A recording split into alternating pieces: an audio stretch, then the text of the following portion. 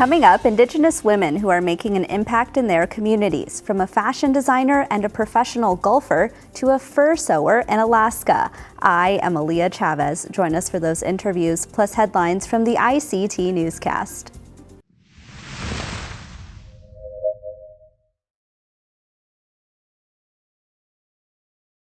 This program is made possible by the Corporation for Public Broadcasting, a private corporation funded by the American people. The Walter Cronkite School of Journalism and Mass Communication at Arizona State University is honored to be a supporter of Indian Country Today. ASU offers the only online undergraduate digital media literacy degree, teaching students how to recognize and combat inaccuracies on all platforms. They are using cutting-edge tools and tactics to separate fact from fiction in a digital world overloaded with misinformation. Learn more at cronkite.asu.edu.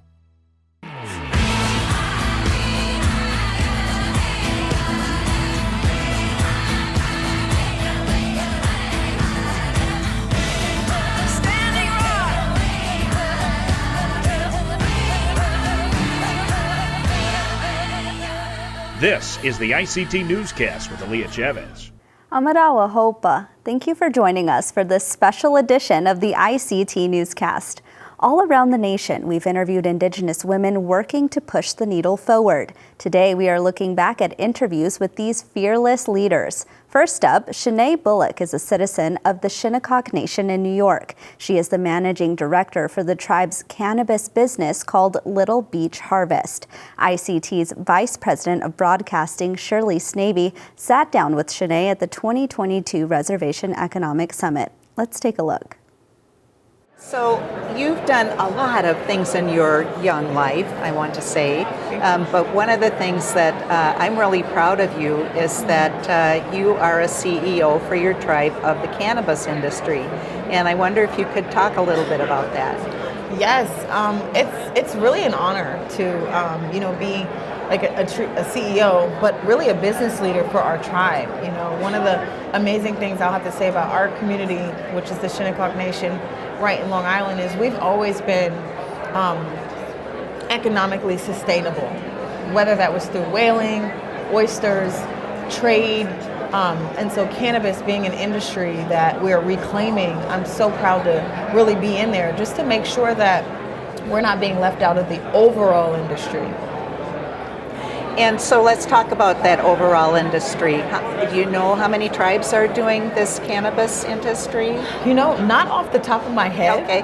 I know that there are so many throughout the country, and again, each state has different relationships with different tribes. We, in our community, in our tribe, we have our own laws that we've passed. So we have our own licensing. So we don't need a license from the state of New York to be able to enter in the industry. But we're looking to be able to do business to business and trade with other tribes within the state, but also outside of the state of New York. And that's interesting that you talked about trade, because I know that your tribe, like my tribe, trade was just really an important way to get things done. And one of the things that I'm seeing here at this conference is, let's take a look at those old ways that we used to trade and we used to share and recreate some of those trade routes. Yes, and I think that that's actually something that we're talking about within our own community, but I'm also hearing that being discussed with the other tribes in the state. Now the challenge is recognizing those trade routes. See, we might be recognized as federal tribes or state tribes and sometimes historical tribes, but how we operate isn't always recognized. How we trade with one another isn't always recognized. And so that's really the challenge, but it's really going to take us coming together and just practicing those customs once again and coming together to do that. I think you said you're one of 7% of women in the cannabis industry, that one of the only CEOs of 7%. What's that like? So, well, I'll have to say, it's not a secret that the cannabis industry is, essentially kind of controlled by non-people of color, and usually also not women at the top of that. And so when you see the cannabis industry, and I walk into the room as a CEO, I'm not always met, I will have to say, with the same understanding or respect that the other CEOs would, right? Because there's this understanding that women are there to be the creatives, usually the administrators, which we're amazing at, but we can do all of that and still lead an enterprise. And so I think that there's a lot of eyes that are now being opened, because there is a statistic, and it could have changed since last year, but about 7% of the women in the industry are CEOs of the overall industry. So as a woman of color, being African American and Native American, it's an even smaller percent. So why did the tribe decide to get involved in the cannabis industry? Well, I mean, cannabis is something that our tribe has always been a part of. You know, I have stories of my grandfather, you know, and my grandmother talks about this story all the time, that, you know, he harvested and grew his own cannabis for his own personal use, and utilized that for the community when they needed it, and harvested it and processed it, and didn't really sell it, but utilized it for us and had trade with it. And so that's just my personal story as a Shinnecock woman, but there are others within the community that have similar stories. And so now that we're also seeing an emerging industry, like many other industries that are being created, we do not need to be left out of something that we've been doing for so long. So it's a way for us to really pioneer, but it's also something that's important because you have a lot of people that are incarcerated, people of color that are incarcerated for this sacred plant, that are not allowed to be a part of the industry because they're considered felons. But here it is, an industry that you're being able to profit off of. Then there's also the reason that the opioid crisis and other pharmaceuticals that have really damaged, you know, our people. Not only just the person that has, you know, been a victim of it, but the families as well. And so here is a sacred plant that we want to be able to heal our community, but also develop sustainable structures for our community to be able to do business to business with tribal members and others. Well, thank you, Shanae. Thanks for taking time to sit with us at ICT News. Yes, thank you so much for having me. That was Shinnecock leader Shanae Bullock. The Field Museum in Chicago opened a new permanent exhibit called Native Truths, Our Voices, Our Stories. With over 4 years in the making, this interactive exhibit, as Melina Chalkia reports, allows Native people to tell their own stories.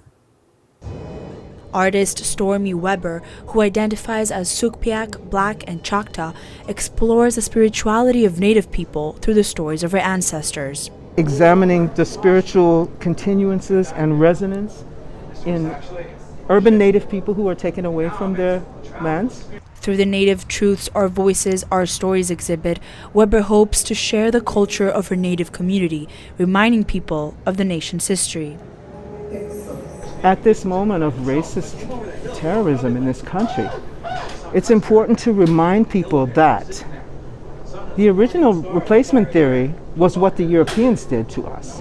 For the first time in its exhibits, the Field Museum doesn't focus only on objects, but is driven by the stories of Native American people, told in their own voices, stories of self-determination, resilience, and continuity. What's important to us is sovereignty, treaty rights, self-governance, environmental protection, history that's not time-based but place-based. The new multimedia exhibit, guided by 11 Native American scholars, features more than 105 tribes throughout the U.S. and Canada, with over 400 items on display.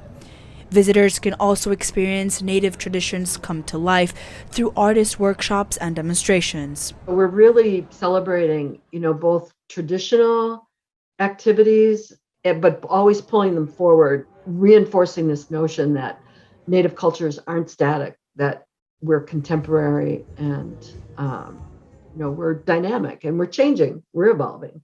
Miami artist Scott Shoemaker is teaching others how to do ribbon work, weaving in the stories of his Indigenous community. You get to hear what is important about those stories from those communities. There's no single Native stories. There's lots of stories. Even within communities, there's diversity too.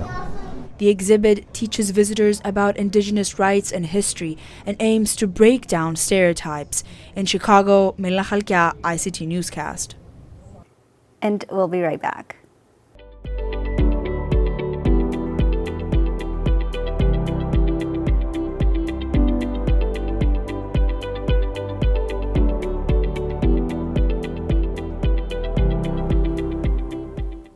Sheila Tucker is a fashion designer based in Phoenix, Arizona. Her work has been featured on runways in Arizona, Los Angeles, and even in Paris for Fashion Week. Let's take a look back at a previous interview. Hi, Sheila. Welcome to the ICT Newscast. Hi, thank you for having me. So tell our viewers what kinds of apparel that you specialize in. I do a lot of gowns. I just do attire. I love to create a lot of just wearable stuff that people would wear just anywhere, like going to an event or evening gowns. I also do hats. So I do fedora hats. I love vintage hats as well. So I also love to do fascinator hats, cloche hats, earrings, necklaces, belts. I do it all. And how did this project start for you? I mean, was this something that you've always been interested in doing? Yes, actually, I always have been very creative. I've always been a beater. It's just something I was raised with. I always say that, being Indigenous, beading and garment making is always a way of life, and it still is.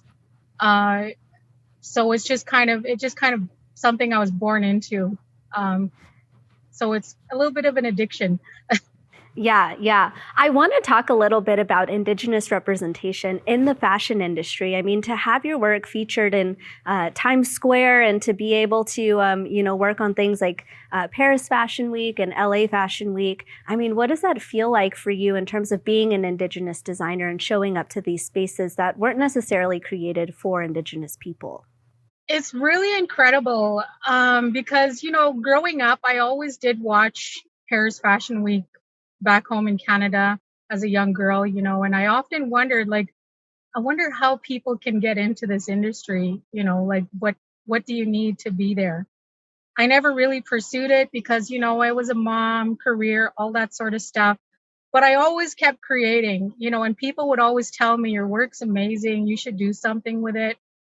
I was always so busy working, and finally, to be a part of that, and it just felt so surreal, especially being in Paris. I don't think it really fully hit me until we were there, and I took two of my best friends with me. My best friend from high school also came with me. I took a couple of other friends joined me, and so it was really incredible, being a part of it and being behind the scenes and just seeing the way it all happens and seeing all the photographers, and it was really amazing. Words can't even describe that. And just to be there as an Indigenous, person that grew up on a reservation, born and raised, and, I'm fluent in my language, and it was just incredible. You mentioned that you're a mother. What do your children think about all of your success? Is this something that they get really excited by? Well, my son is 28. He's actually a fisherman on the Bering Sea. So I get to share this with him, but our communication is so far and few. We don't get to video call. So a lot of my excitement is usually through photos and messages to him. And he supports me a lot, my husband supports me a lot. They just think it's amazing. People don't believe them when they tell them, my mom's a designer and my wife is a designer. My soon to be 12-year-old, I don't know if she understands the gravity of it.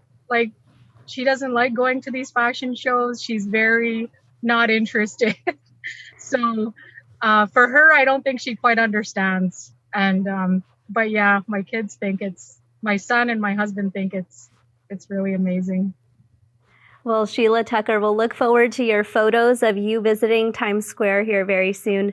Thank you so much for joining us. Thank you so much for having me. That was fashion designer Sheila Tucker. A new business called the War Chief Collection was created to combat the culture of alcohol and drug addiction. ICT's Mark Trahant has the story of how this idea became a reality. One of the extraordinary things about the RES conference in Las Vegas is the sheer volume of people doing really interesting things. There are all kinds of businesses on display with things they're doing to make the world better. One really interesting business technique is to take what could be a negative and turn it into positive. And one of those ideas is to take wine and beer and turn it into non-alcoholic products. Jody Colbert is on a mission. She wants to give people a real choice about whether to drink alcohol or not. She said this idea started when her great-grandfather visited her in a dream. In my dream, he told me that's where I'm going to build. And so that's what I did. And the visions just kept coming and it just won't stop. She says these alcohol substitutes could really help save lives. Because we don't have non-alcoholic beverages in Indian country.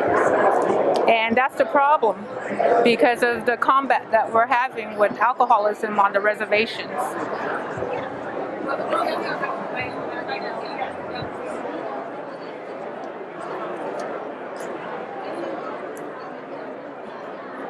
It's a touchy subject for me. Many people today talk about healthy choices. Usually that means a lighter meal or food, but it could also mean a beer with dinner, minus the fermentation. In Las Vegas, I'm Mark Trahant, ICT News. Coming up, we're meeting a history-making golfer. We'll be right back.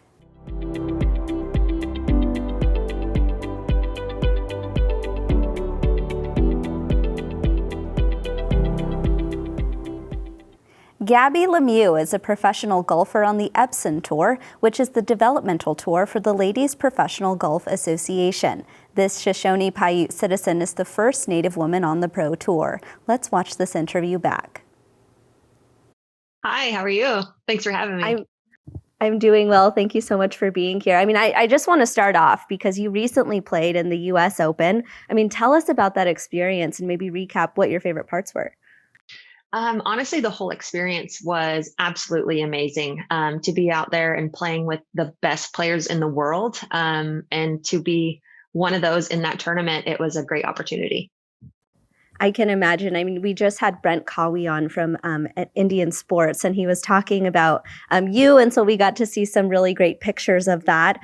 You also play on the Epsom Tour, so tell us about that initiative and that opportunity.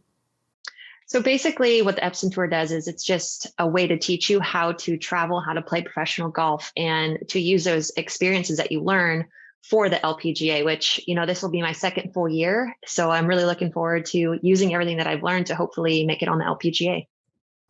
Yeah, we were doing some research before this interview, and we actually found that you come from a pretty competitive family. Tell us what got you started in playing golf to begin with. So my dad was the first one that got me into golf. We definitely played other sports growing up, basketball, volleyball. We played absolutely every single sport. But I probably hit around maybe age 14 when I realized that I loved golf and that going to college was going to be an opportunity for me. And golf was just the one that stuck out. And you did get the opportunity to actually play golf in college. Tell us about that. Yeah, I ended up going to Texas Tech University and on a full golf scholarship, which was probably the best opportunity that I could have had because I was, I took advantage of everything that I had there, which I became Big 12 Player of the Year and #1 in the country for a little while. So I made sure that I took, every opportunity and every chance that I had during college. To play at, really high levels like that, it takes a lot of discipline. Maybe take us through, what discipline looks like in your own life and, how that translates into the game that you play. So for me, it's everyday thing. So you have to travel, you have to make sure you're planning every single day out and making sure that you're still staying active, staying fit, and making sure that you're being able to compete at a very, very high level, which I learned that during college. to compete at that high level, and to transfer that into professional life is challenging still. I'm still learning, but I'm loving every second of it. Yeah, and I want to talk to you about mentors, because I understand there's a pretty well-known face that we all know and love who has, supported you along your journey. Tell us about him.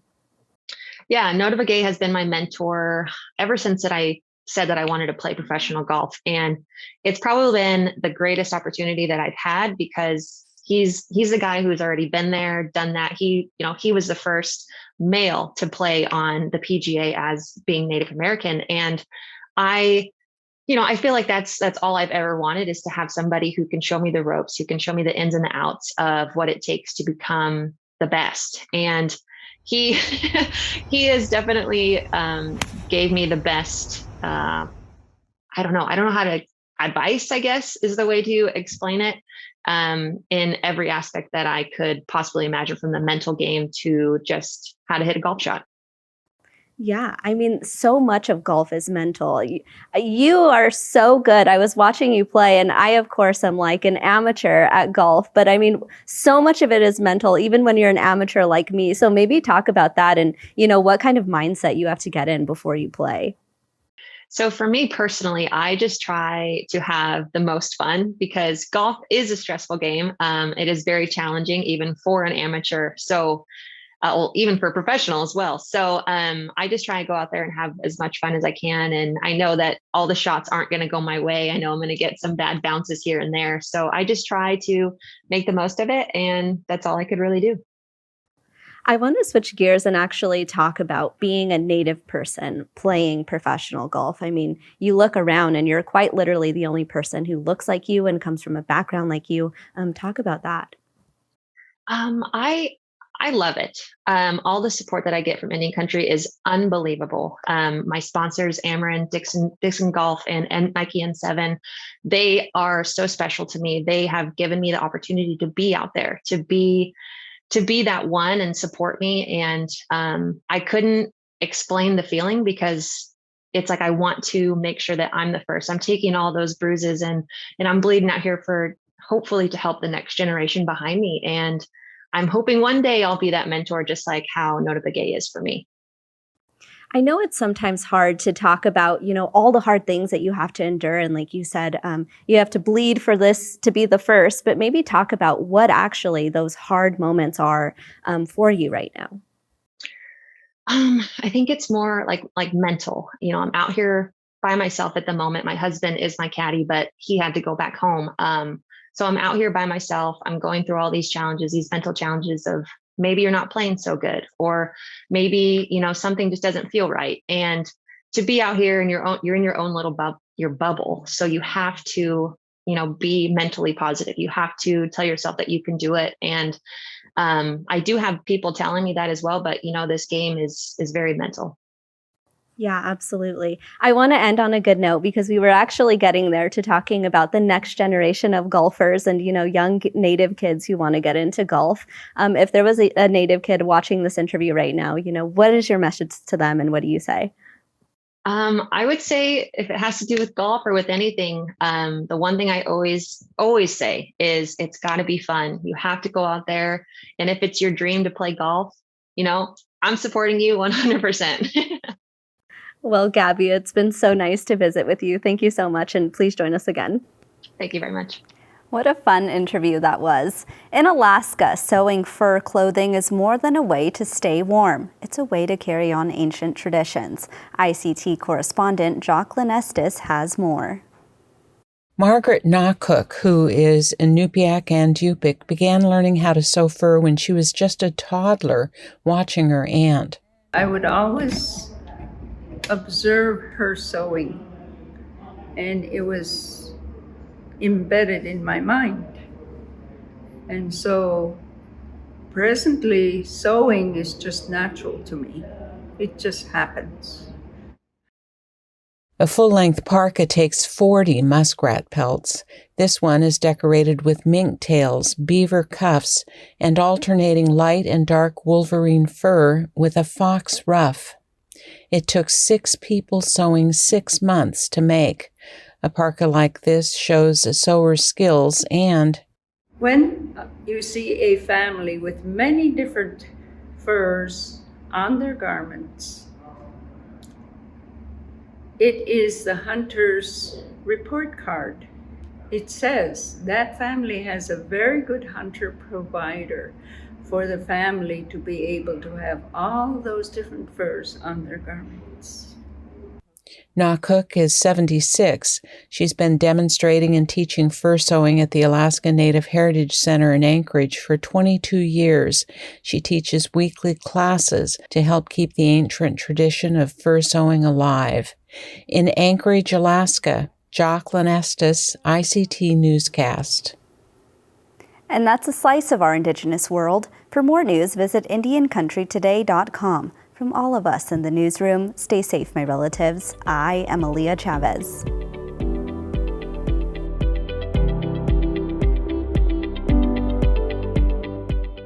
Sometimes you got to take a stand just because you know you can. Oh, you got to run, you got to run.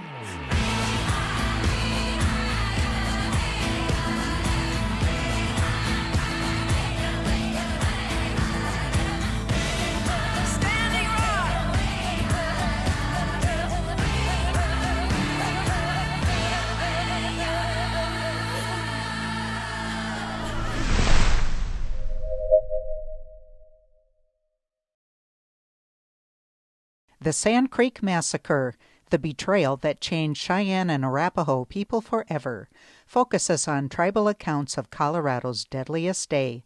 Exhibition details at historycoloradocenter.org.